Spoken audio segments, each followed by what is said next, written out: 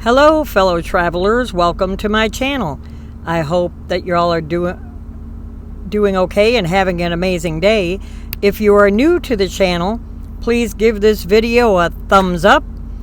Please hit the subscribe button, which is free, and then hit the notification bell so you won't miss when I post a video.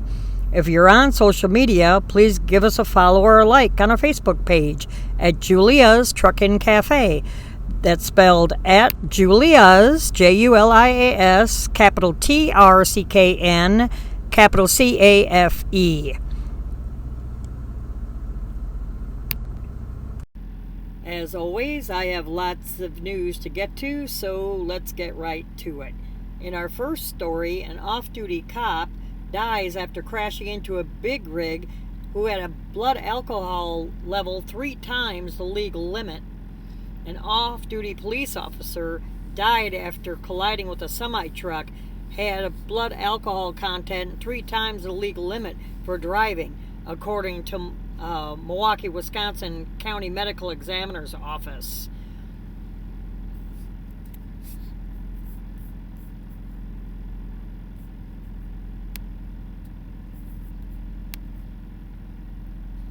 The officer is on the right of the screen, 30-year-old James Nowak, or Novak, that's smiling without the peace sign. Reports stated that his blood alcohol content was 0.241, 3 times the legal limit of 0.08 at the time the crash occurred. The crash involving Nowak occurred at 10:30 at night around Oak Creek, Wisconsin. Police say Nowak was southbound on South Pennsylvania Avenue. A semi-truck driver was also headed southbound on South Pennsylvania Avenue ahead of this vehicle. When the semi-truck driver attempted a U-turn, Novak's vehicle struck the trailer. Truck driver and their passenger were not hurt in the crash. People say both people remained on the scene and cooperated with the investigation. In this next story, video shows Oklahoma trooper struggling with a trucker before fatal officer involving shooting near Stroud, Oklahoma. The Oklahoma Highway Patrol released dash cam video that shows the moments leading up to a officer-involved shooting, which turned into a fatality on the Turner Turnpike. Ohio Highway Patrol released a dash cam in January. The video was captured during a traffic stop that began around 8:30 in the morning back in September of 2023 on eastbound Turner Turnpike at mile marker 183 in Creek County near Stroud, Oklahoma. An Oklahoma Highway Patrol officer conducted a traffic stop on a semi-truck driven by Alejandro Faudo. And Fox 23 reports that troopers suspected criminal activity and placed him out of service. The trooper then requested assistance from a canine unit. While waiting for the canine unit, the trooper asked for permission to search the truck, but Faudo reportedly refused. Upon learning that a canine unit was en route, police say that Faudo fled from the trooper's cruiser and tried to get back in the cab of his truck. A physical struggle then ensued on the roadside and continued into the cab of the truck. The driver attempted to drive away with the trooper still engaged in a physical confrontation with him. At approximately 8:35, the trooper advised Communication Center shots had been fired. Oklahoma Highway Patrol say that the trooper and Faudo were fighting in the cab for control of the vehicle and that the trooper saw Faudo reaching for the driver's side door pocket. Trooper said he fired because he feared that Faudo was reaching for a weapon as the truck started to move. The driver, Faudo, died at the scene, and not the trooper. In this story, fog is a factor in a 35 vehicle pileup that killed 2 on a California interstate. Officials were investigating a 35 vehicle pileup that killed 2 people in Kern County, California. The crash occurred around 7:30 in the morning with dense fog west of Bakersfield. Police say that 17 passenger vehicles and 18 semis collided on southbound I-5. 35 total vehicles were involved. 2 people died in the crash. 9 others suffered minor to moderate injuries. All the witnesses have fog visibility at approximately 100 feet at the time, so there was heavy fog at the time of the collision, California Highway Patrol said. Jim Calhoun with the Kern County Fire Department told the local news that visibility was as low as 10 feet when the firefighters responded to the chaotic crash scene. Southbound I-5 was closed for most of the day on Saturday. Up next, truck stop giant Love's celebrates opening first store 60 years ago. Yes, this news is a little bit old. Some of this stuff happened back in January, but as you can see when you watch the video, I've redone and reformatted the whole show, so it's taken me some time to get it all together. Plus, I don't have a production company. It's me, myself, and my cat Stinker is not very much of a help. Back to the story. On January 8th, Love celebrated the opening of the company's first store at Watonga, Oklahoma, back in 1964. The year I was born. Yes, now you know how old I am. Love says that they are proud to be the only major travel stop chain that remains family owned and operated and making a ton of money. Today, Love's operates 637 locations in 42 states and employs 40,000 workers in North America and Europe. Tom Love said it best, yesterday's trophies don't win tomorrow's games, and even after 6 decades, we still live by that motto, constantly innovating and improving, said Shane Wharton, president of Love's. The secret formula behind the company's success is our employees and how they model the core values Love's was built on and sustain a legacy of driving for excellence. I have something to say about that because of the fact they're cheap suckers that you can't even get any washer fluid in a bucket of water out on the fuel islands, and I'm going to go on a rant, to even wash your windshield. They have plain water and maybe put about 2 drips of washer fluid in the bucket of water. So try to wash your windshield and your side windows and stuff. And after 2-3 trucks use this bucket of water, it's nothing but mud. So thanks a lot, Loves. Appreciate it. And in this story, I talk about what is driver coercion and what can we do about it. Many members of the trucking industry experience driver coercion, so it's important to know what it is and what you can do about it to protect yourself and your driving career.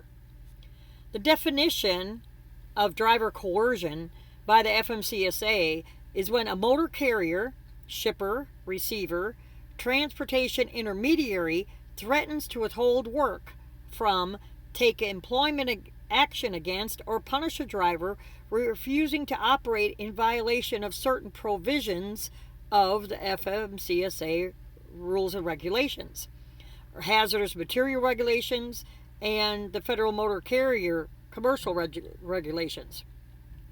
Coercion may be found to have taken place even if a violation has not occurred. An example of which is when a motor carrier terminates a driver for refusing to accept a load that would require the driver to violate his hours of service. Is driver coercion unlawful? Is the next question. Yes, according to the FMCSA. Since 2016, the FMCSA has had a rule specifically in place to protect drivers and truckers from driver coercion. This is called Prohibiting Coercion of Commercial Motor Vehicle Drivers, or the Coercion Rule. This rule explicitly prohibits motor carriers, shippers, receivers, and transportation intermediaries from coercing drivers to operate in violation of certain FMCSA regulations, including the driver's hours of service limits, the Commercial Driver's License, CDL regulations, the associated drug and alcohol testing rules, HMR, hazmat rules, and some of the Federal Motor Carrier regulations. The rule also allows drivers to report incidents of coercion. to FMCSA and authorizes FMCSA to issue penalties against motor carriers, shippers, receivers, or transportation intermediaries that have coerced drivers. 3 parts of driver coercion. First, a motor carrier, shipper, receiver, or transportation intermediary requests a driver to perform a task that could result in drivers violating certain provisions, as I discussed.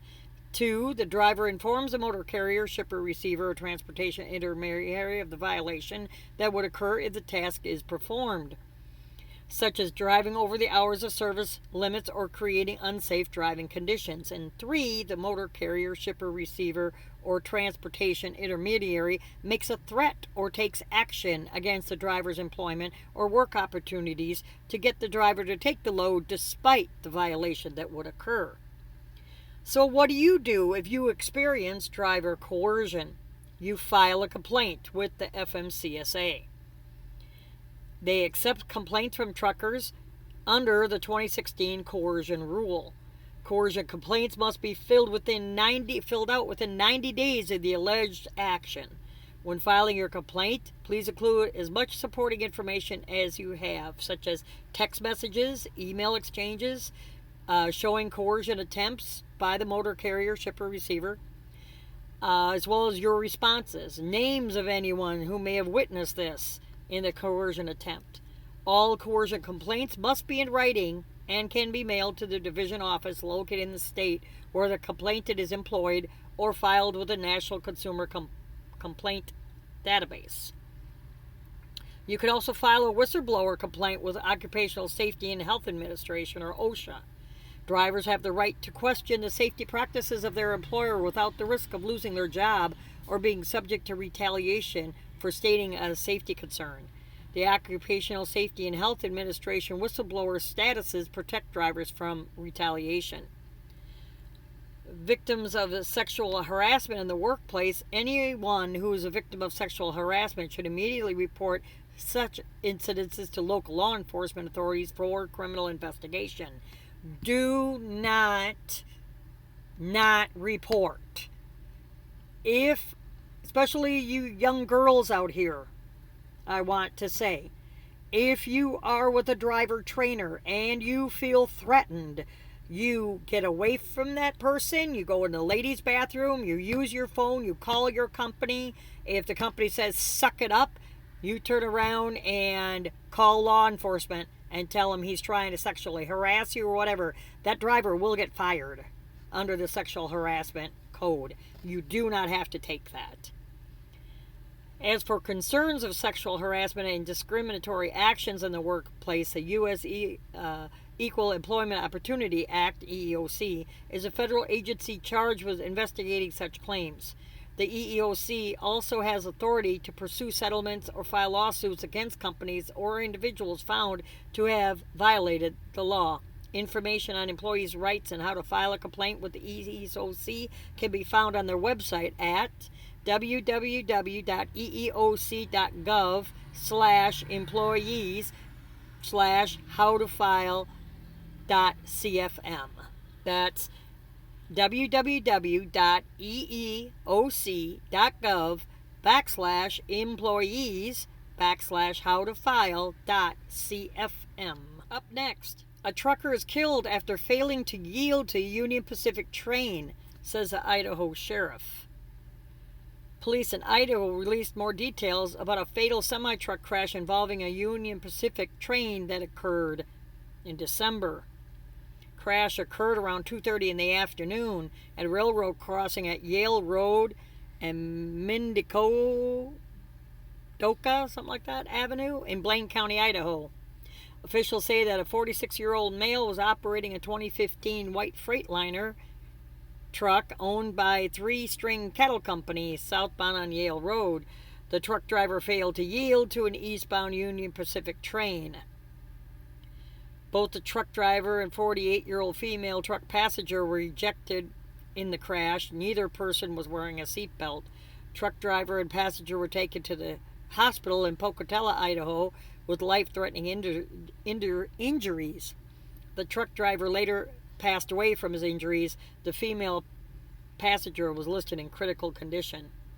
The Blaine County Sheriff's Office would like to thank the Minidoka County Sheriff's Office, Northside and East End Fire Department, EMTs, Life Flight and Classic Air Ambulances, and the Memorial Hospital Emergency Response Services for their assistance in this accident. Although it occurred in Blaine County's jurisdiction, due to the remote location and critical need for immediate response, the county agencies took the lead on the crash and investigation, and they were extremely grateful for the interagency's cooperation. Some of you may have heard about this story, and some of you may not, so I'm going to go ahead and talk about it again. A truck driver was found dead in the cab of his truck from a gunshot wound near Nashville truck stop. Homicide detectives are investigating a crime scene after a truck driver was found dead in the cab of his vehicle near a Nashville truck stop. This happened back January 8th. The body of 37-year-old North Carolina-based truck driver David White was found in the cab of his truck parked at Lucas Lane, adjacent to the Love's Travel stop in East Nashville. Local news reports that White was found unresponsive in the cab of a truck by a truck stop employee after his trucking company was unable to make contact with him and asked for a welfare check. Police say that White was last seen buying food at the truck's Love stop around 7:30 on Sunday night. Metro Nashville Police Department says the homicide detectives are investigating the shooting death. Anyone with information is asked to call Nashville Crime Stoppers, and a cash reward might be available. Now, I'm going to do my due diligence to research this on an upcoming episode, and if I find any updates, like I said, I'm trying to redo the whole show. If I find any updates about this, anybody knows any updates, please leave a comment in the comment below. I'll gladly update this video and my cast and everything so that I could go ahead and give you very prompt news. I am trying to get wound back up into doing the show again, so thank you all for your patience. In this story, starting in, hang on a second, I'm looking, January, the middle of January, the 15th, truckers caught in this New York town face fines starting at $1,200. A small New York town will begin enforcing a commercial vehicle ban starting the middle of January. Truck drivers who violate this ban can face thousands of dollars in fines. Well, it's not thousands of dollars, but $1,200 anyways. The Village of Liverpool, New York will begin enforcing a weight-based truck ban on all city streets. All trucks, tractors, and tractor-trailer combinations having a total gross weight in excess of 5 tons are hereby excluded from all streets, roads, and highways in the Village of Liverpool, except that this exclusion shall not be construed to prevent the local delivery or pickup of merchandise or other property in the village along the streets, roads, and highways from which such vehicles and combinations are excluded.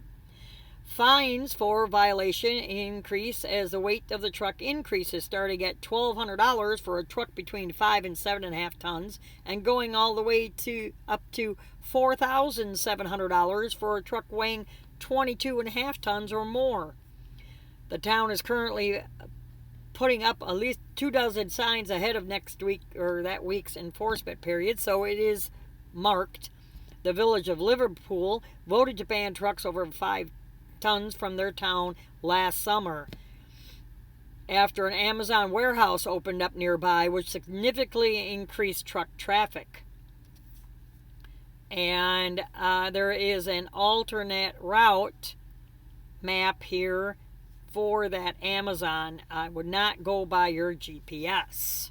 So I will have that on the Julia'sTruckingCafe.com website. I will take a screenshot of that and have that posted, so available to everybody. According to Kodak,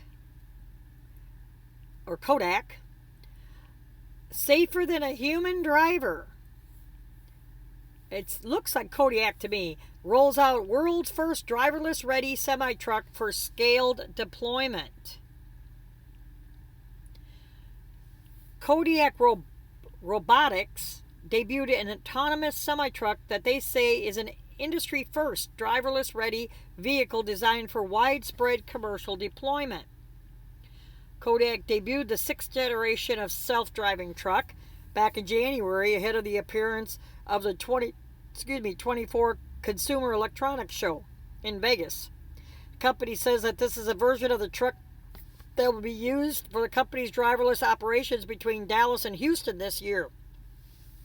With the pieces in place, this is the year we go driverless, says Kodiak. They say that the truck debuted on Tuesday is the product of 5 years of real-world testing that includes 5,000 loads carried over more than 2.5 million miles. The Kodiak's vehicle agnostic self-driving system, including a redundant driverless-ready hardware platform, is designed to be safer than a human driver. Kodiak plans to roll out its 6th generation truck in multiple vehicle types. This generation truck features twice the GPU processor cores, 1.6 times greater processing speed, 3 times more memory, 2 3/4 times greater bandwidth to run software processes compared to Kodiak's 1st generation truck. With this launch, the driverless truck design is now feature complete across both hardware and software, says the company in their news release. We're the first and only company to have developed a feature-completed driverless semi-truck with level of automotive-grade safety redundancy necessary to deploy on public roads. Over the course of 2.5 million miles, we've successfully demonstrated that our self-driving trucks can withstand the harsh environment of long-haul trucking from both a platform integrity and a software perspective. This truck fundamentally demonstrates that we've done the work necessary to safely handle driverless operations. While we continue to work with leading truck manufacturers, the technology we developed is deployment ready, uncoupled from OEM timelines and truck manufacturing agnostic, which allows us to move fast while keeping safety at the forefront. Right, sure, until that little kid on a bicycle pulls out in front of you, or a car pulls out in front of you and has to move 4 lanes over because they have to exit off, and oh, there's my exit in 50 feet. Yeah, okay. Kodiak laid out details on the safety-critical redundancy features built into the 6th generation. I'm not going to go into that. This article is quite lengthy. You can, all these articles, and I will say this, all these articles I am finding on CDL Life. If you want to go ahead and review the article for yourself. If they also have videos there and everything. I am only sharing content from CDL Life. These are not my images. I did not take these. This is the cover story and the image that was on the front of the article from CDL Life. This next story may be a little redundant as well. But there again, there's people out in the world that may not watch the news, may not listen for a little bit. So I always like to make sure that everybody gets the most updated news, even if it's a little bit old. As you can see, popular Tennessee truck stop shuttered by fire reopens. It's the old Tennessee truck stop. Tennessee Truck and Travel Stop, located off of I-65 at exit 22 in Cornersville, Tennessee, reopened January 5th. The Tennessee was closed back in July of 2021 that I reported on when an early morning fire caused the ceiling over the restaurant portion of the truck stop to collapse. The fire then was started when a worker turned on a broiler. Luckily, no one was hurt at the time. In an update provided in fall of 2022, ownership said that the rebuilt store would feature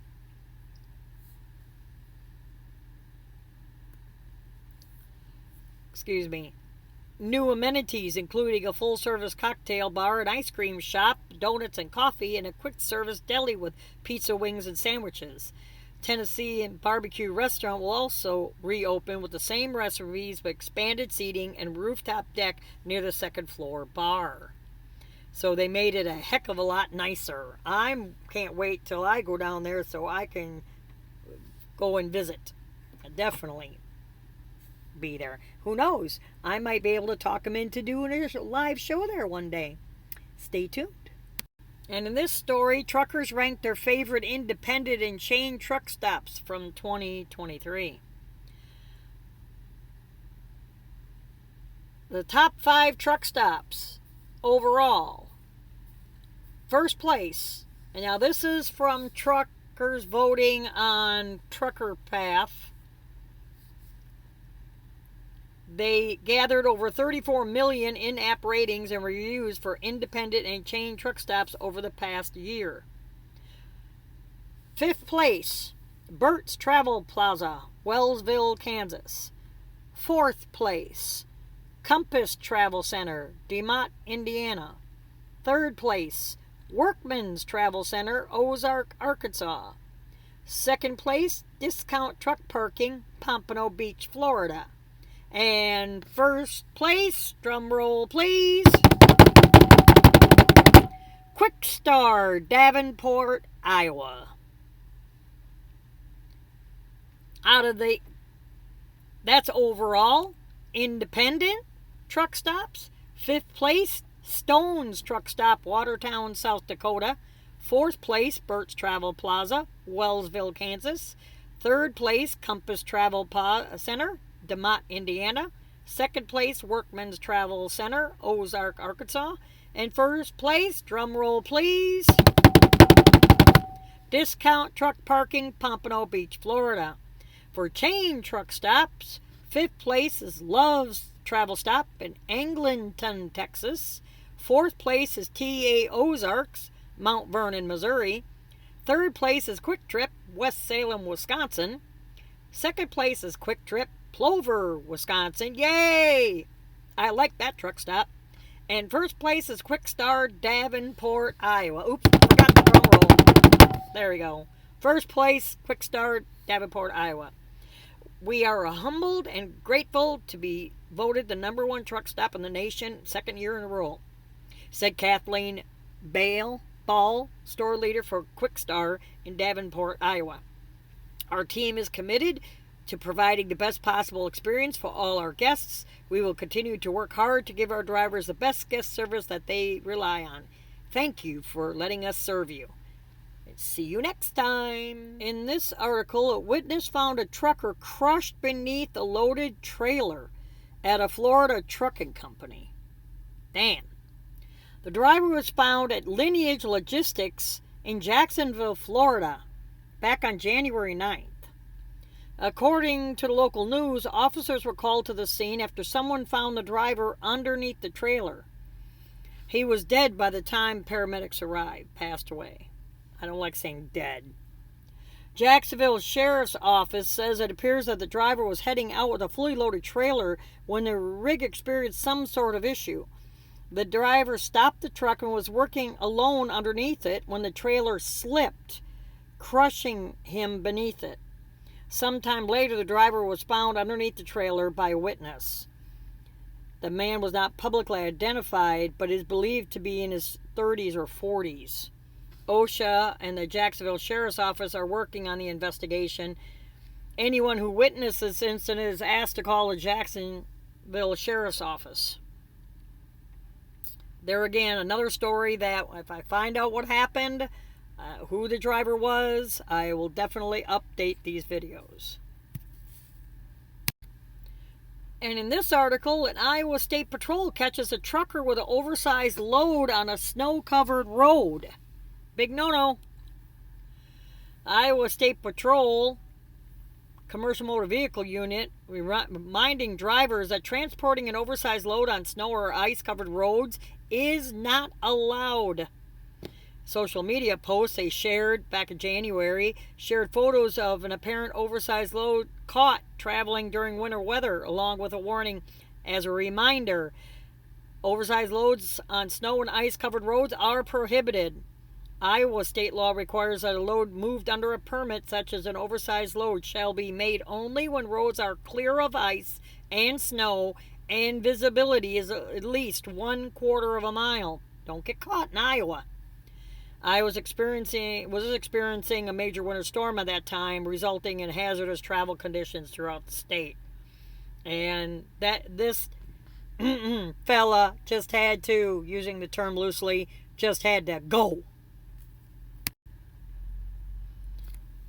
Up next, the Truck Parking Club is looking for property owners with unused space. Truck Parking Club, a marketplace with 220 locations across the U.S., is dedicating to helping truckers save time and fuel by efficiently finding and reserving truck parking. Having provided reliable parking for thousands of drivers in 2023, Truck Parking Club has executed an innovative solution to the nationwide truck parking shortage. This is the first time I've heard about these folks. They're actively seeking businesses and property owners with extra spaces suitable for truck parking across the U.S. How the club works. They provide an online and a mobile app platform where property owners and businesses can list their available spaces for truck parking. These spaces can range from yards at trucking companies, tow truck companies, truck repair shops, warehouses, storage companies, CDL schools, truck parking operators, real estate investors, and more. There are no leases or commitments. Truck drivers can then search for and reserve parking spots through the platform, ensuring they have a reliable and convenient place to park during their breaks and resets. To sign up, it's really easy. Just go to truckparkingclub.com. Now, this may sound like an advertisement. It is an article. It's not a paid endorsement, but I might be able to one day. Anyway, to sign up, it's easy. You go to truckparkingclub.com, click Become a Property Member, and follow the steps. It takes 15 minutes or less to submit your property for approval. Know of a property owner in a suitable space? You can refer them. Truck Parking Club has helped hundreds of landowners get into the truck parking business, automating the entire process from reservations, bookings, customer service, and payment processing. By joining Truck Parking Club, businesses and property owners can generate additional income from their underutilized spaces. This land can be located near major highways, truck stops, transportation hubs, or even rural areas. The need for more truck parking. Yes, there is. Truck drivers often face challenges when it comes to finding safe and convenient parking options during their long-haul trips. A lack of adequate truck parking spaces can lead to drivers parking on unauthorized areas or wasting time and fuel to find suitable parking. A 2023 report by the Federal Highway Administration estimated that the cost of searching for parking was $4.4 billion per year, including lost productivity and fuel expenses. Additionally, the average driver takes 56 minutes to find parking. This impacts the driver's well-being, productivity, losing thousands of dollars over the course of a year. Furthermore, by offering truck parking, landowners could contribute to the safety and efficiency of the transportation industry.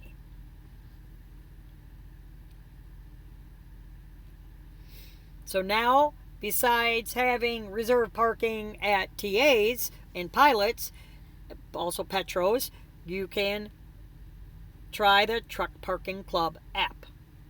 I'm going to try it and see how it works. Bill seeks to ban self-driving semis without a human on board.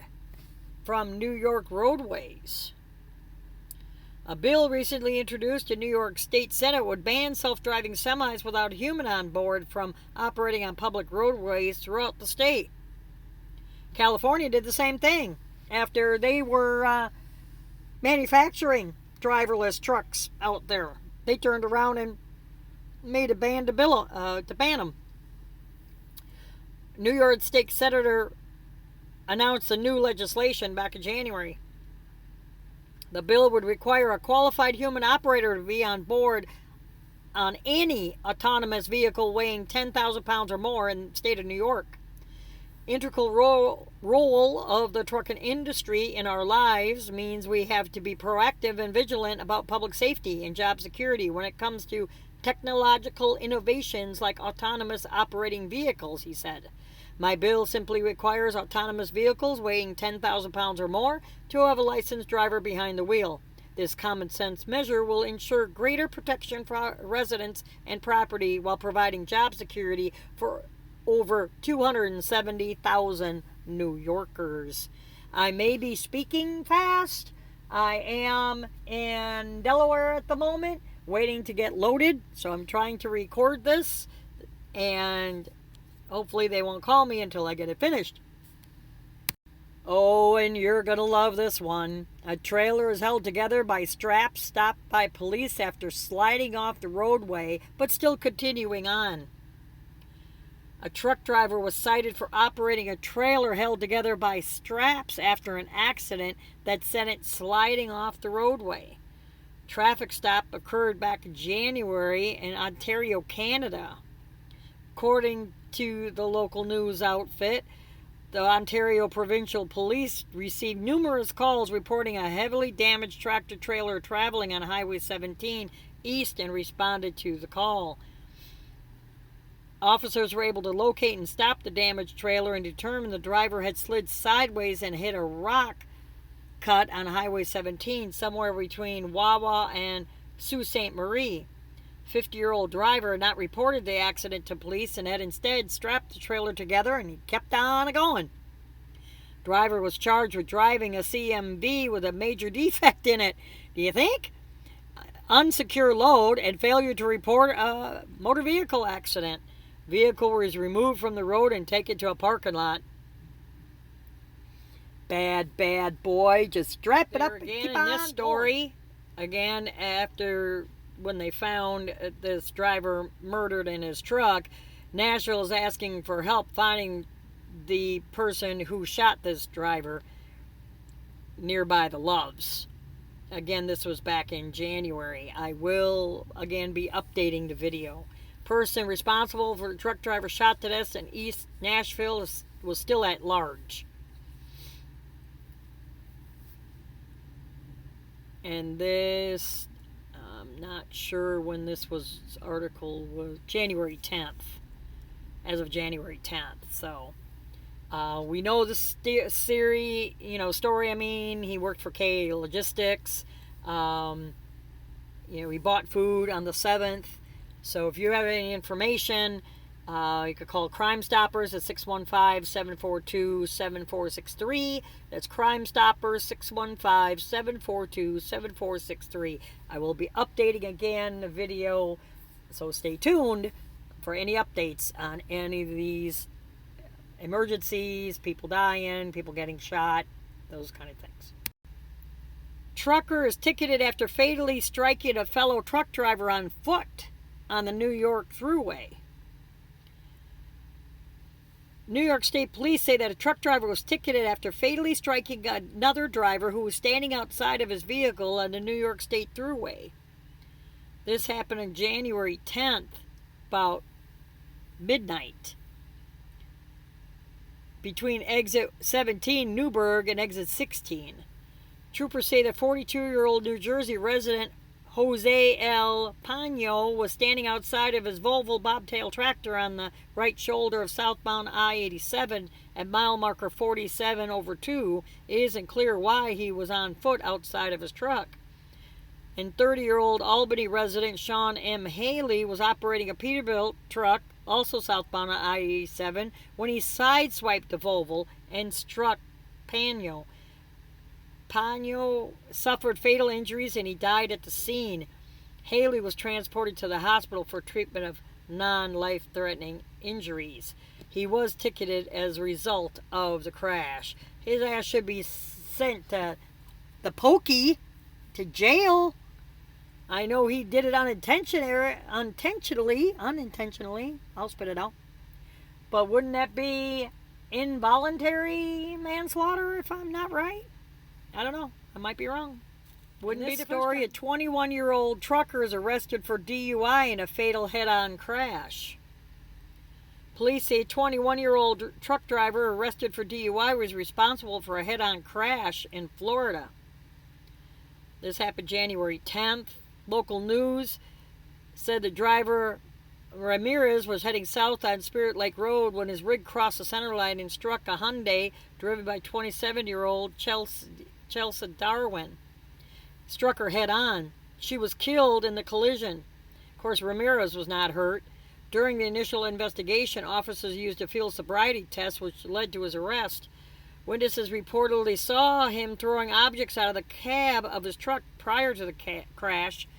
Deputies also discovered 4 empty beer cans near the crash site. He was arrested and charged with DUI, manslaughter, and tampering with evidence. Yard jockeys trapped by a shipping container that toppled by strong winds at the port of Savannah. A yard jockey is trapped by a shipping container during high winds at the port of Savannah. Back January 9th. It happened about 10:30 in the morning. According to the local news, a strong gust of wind during a severe storm blew over the shipping container and knocked it onto the truck driven by the yard jockey, trapping him inside. The Garden City Fire Department responded to the scene and was able to free the driver, who sustained minor injuries. He was then transported to the hospital. But you talk about a scary feeling when you're seeing, can you imagine? Now, a yard jockey truck, for those of you who aren't in the trucking industry and who listen to my show, thank you so much, is just a real short truck, usually a single axle in the front and the back, and glass all the way around, kind of like a box, and there's a sliding door in the back that they could jump in and jump out and hook up lines and such.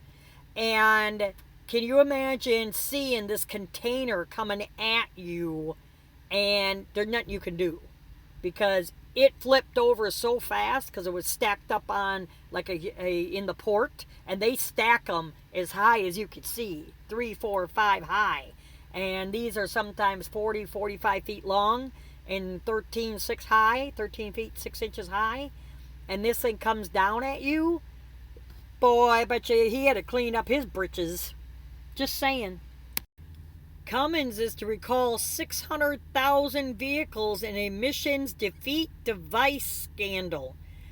The penalty rises to the largest ever, over $2 billion.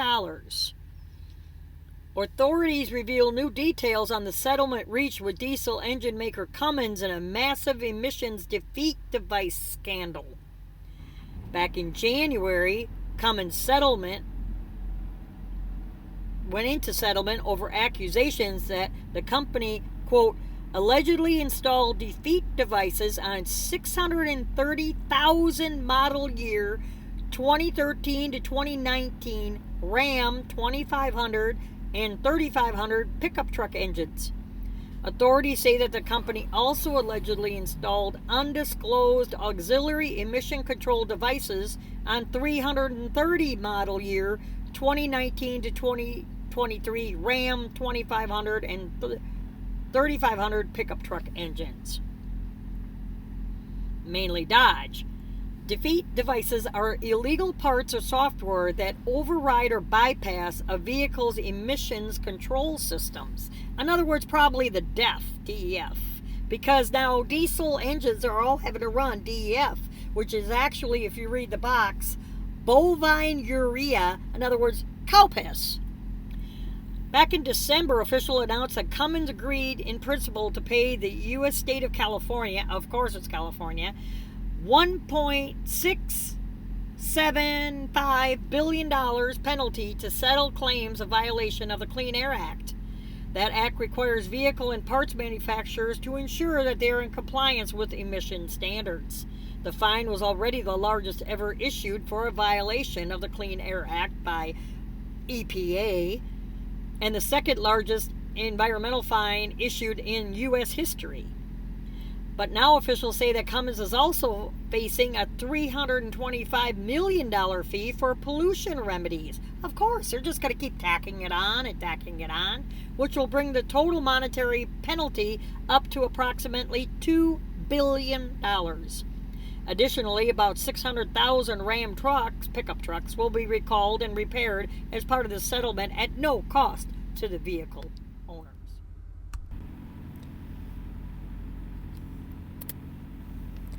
Julia's Trucking Cafe is a trademark brand. Julia's Trucking Cafe podcast is ranked in the top 10% of 3 million active podcasts worldwide. Any and all images used on this show are shared under the Fair Use Act, which you can see here.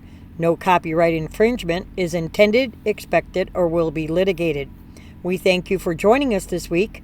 We hope that you have a safe and prosperous week. Please keep the shiny side up.